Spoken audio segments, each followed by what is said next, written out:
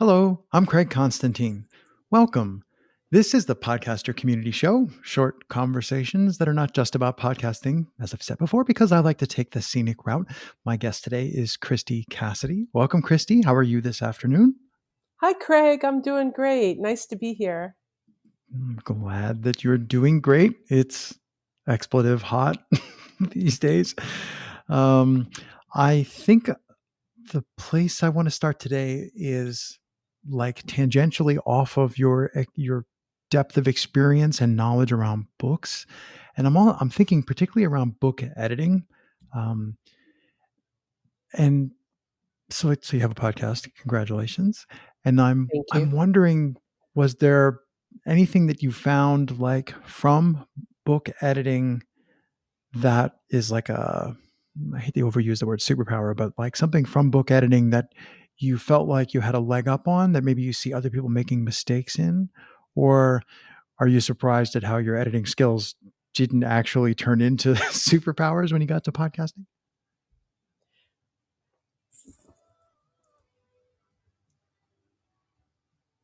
Editing experience actually has been a big help in learning to edit podcasts. I don't particularly like to edit podcasts, but using the transcripts and using Descript, I have resisted reading and editing the way I would a novel, say. Mm. But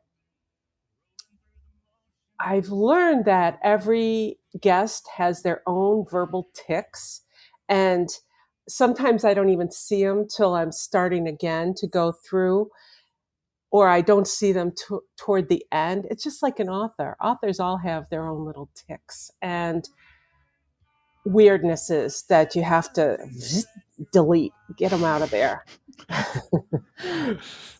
I have one guest, you know what I mean? He said, you know what I Yes. mean? You know what I mean? Yes. This last one, and all that stuff, all that stuff. So in that sense, it's very much like book editing. I do think I had a leg up. I do. Mm. From even if I didn't use Descript and the transcript along with it as I'm listening, I often close my eyes or I'll look off to the side and I can hear it. I can hear it because I love radio so much and I've listened for years, really, 20, 30 years. I listen to radio every morning. I Mm. listen to radio shows. And now I listen to podcasts on top of it. So I can hear certain things. Not that I'm great at editing them, but combination, yeah, those book editing skills and listening all those years to the radio. It seems like there would be. I mean, I can work an editor. Like I can work the backspace key, but I don't know how to actually edit with a capital E.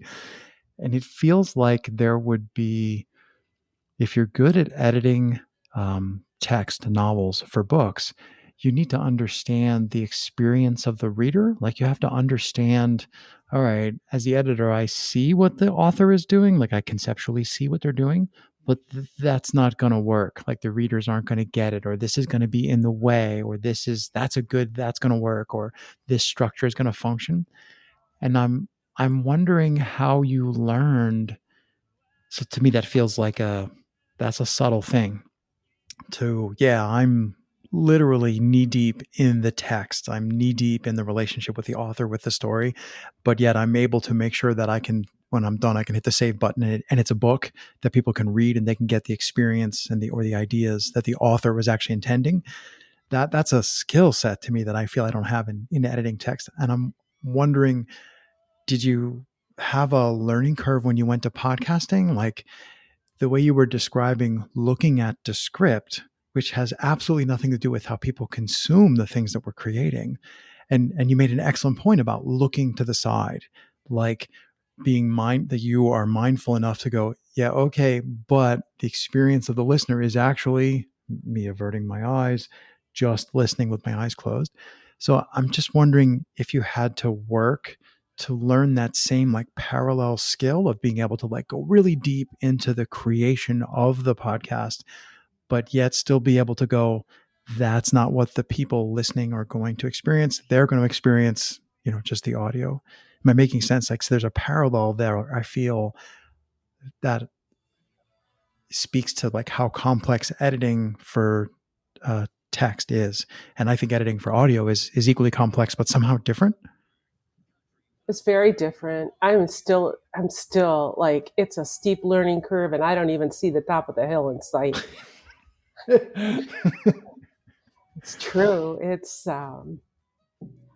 what's hardest for me at this point is understanding the story, getting the arc of the story, which in a even in nonfiction, you can find the story chapter by chapter. You can find it through the whole book, and certainly in fiction as well. Even in a short story, even in a poem, this is a little different because people meander this way and that when you're talking to them. And then, am I supposed to rein them in, or am I supposed to follow them?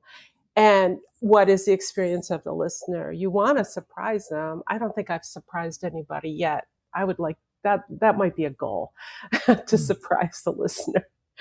But it's hard. It's hard finding that story, and everybody, of course, talks about it and all the pros, in their newsletters and books, and I'm like,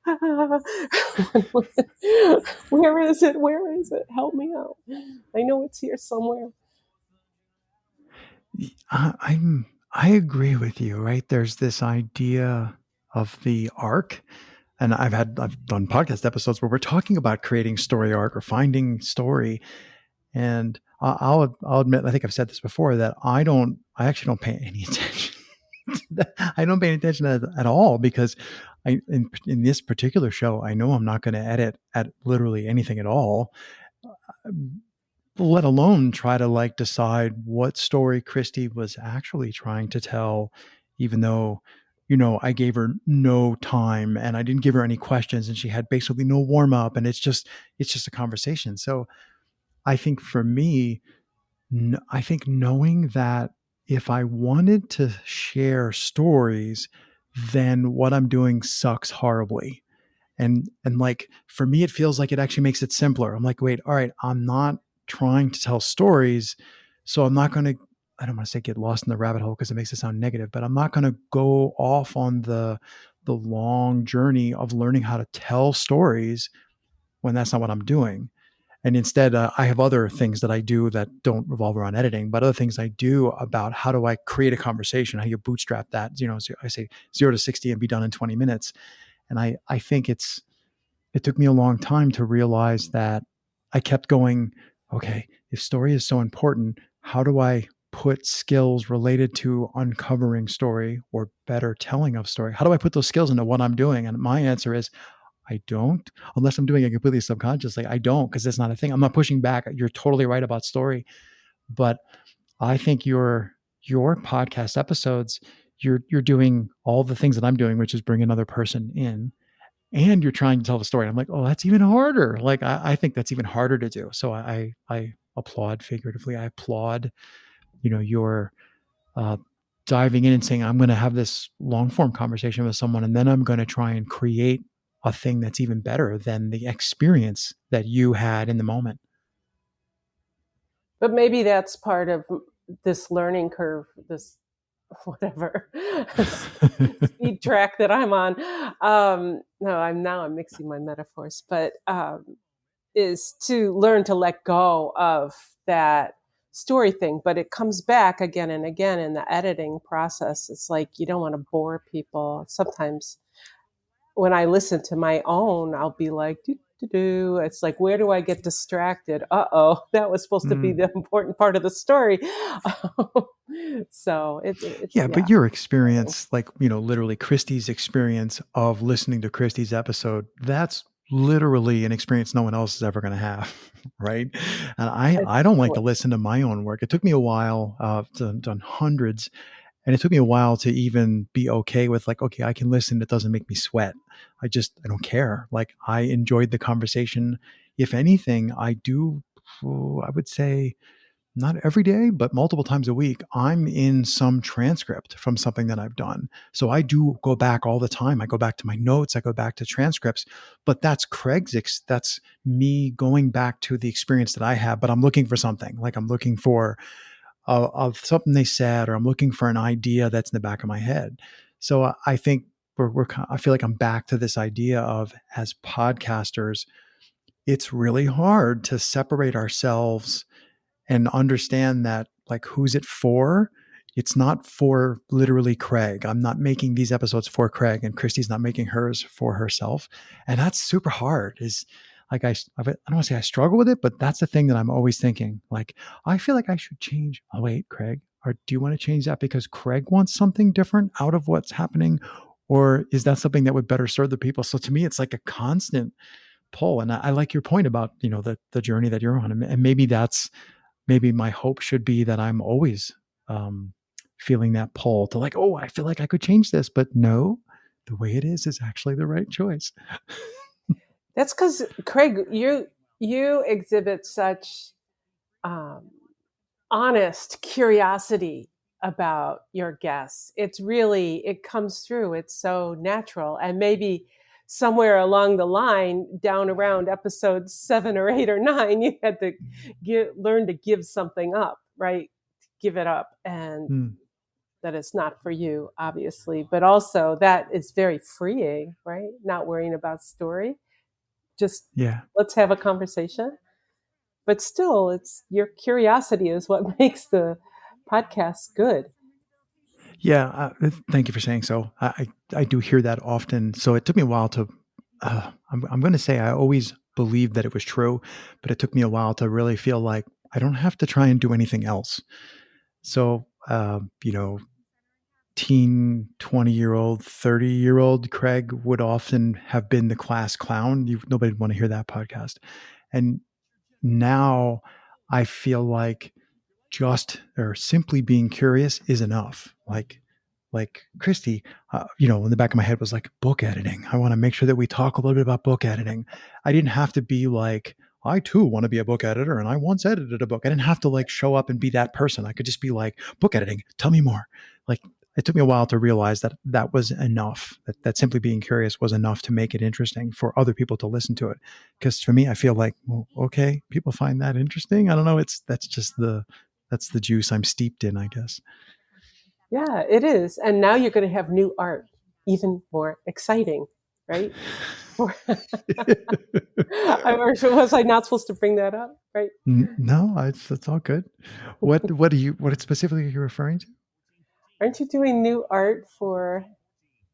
You doing new Oh, art? the new cover art. Sorry. Yes. Cover art, When you said yes. art, I envisioned like real artists. I don't consider myself an artist. I'm like, what are you talking about? Yeah, for the other.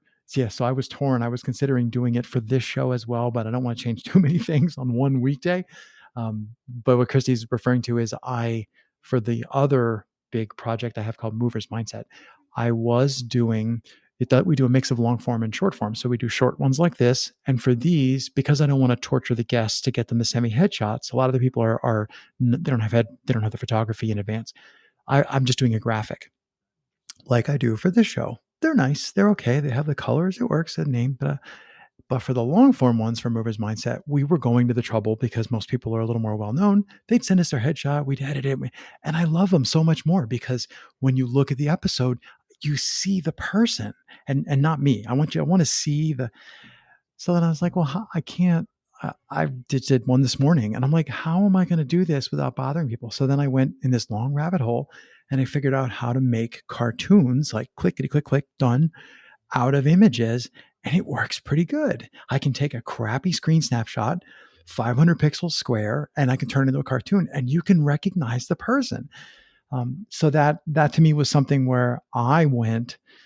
I think everybody else would enjoy seeing these people that I'm talking to. They want a face to go with the voice, and I spent weeks, talking to people and trying to figure out exactly how to do it. And the final process literally just takes me seconds, and that's a case where I get to see Christy, like I get to look at Christy for 20 minutes while we talk. So I don't need a picture to remind myself of the conversation, but that's a good closed loop you bring up there about that's something that I did change, not just because Craig wants to change everything, but because I think the people listening would get more if they can get an idea of who that person is. And now I feel like I have to change the episode artwork for this show too. Probably you will. But Thanks a isn't it lot. interesting that all this audio and the auditory senses, and yet it's still, is this a function of social media? It's still, we're drawn to that picture of the face. We're drawn to the picture of the animal, right? That's, Hmm.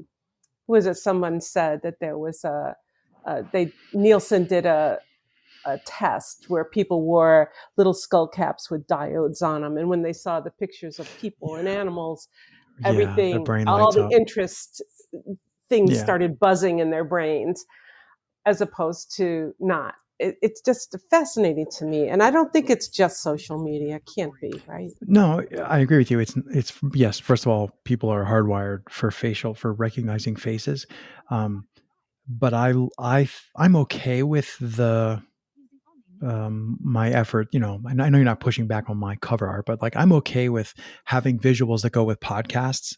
I'm even okay with people who want to put them on YouTube with video. Although I find it's much harder to get a good conversation when there's video being recorded. I could talk about that for hours. But putting visuals on our podcast, I think that's important. And that like we spend a lot of time on our show cover art to try and get something that fits in a thumbnail that's visually interesting. And that's important because we're figuratively asking people to change contexts. So I'm asking you to be on Instagram and then to actually give a flying figlet about my audio podcast and change over to your podcast app. So I think, in that sense, I'm willing to do some extra work. I'm willing to say, yeah, okay, we need to have good artwork on our stuff. Like why don't I just have a white block that says Movers Mindset, the Beatles' White Album. Getting a little lazy here, guys, right? But in that sense, everybody just went Beatles and bought the thing. But why did albums have cover art on them? Because you were supposed to like pick it up and go, ooh, this is interesting. I'm going to buy it and I'm going to carry it home and put it on the record player, all that stuff. So, And um, read the back of it. oh, I and mean, that yes, was the other exactly. part of that. Weren't that they were shrink wrapped? So Oh yeah, shrink you wrapped, and couldn't they had even that. Yeah, open them well, up they're like or not. books, right? You got to, the front, the point of the whole front is to get you to pick it up, right? I mean, is this right? And then the whole point of the back is to get you to open the front cover to read the inside. Like everything has a ratchet. There's a little somewhere along the way I heard the metaphor of a beach. If you're trying to get people to do something, buy your book, listen to your podcast, join your thing, whatever.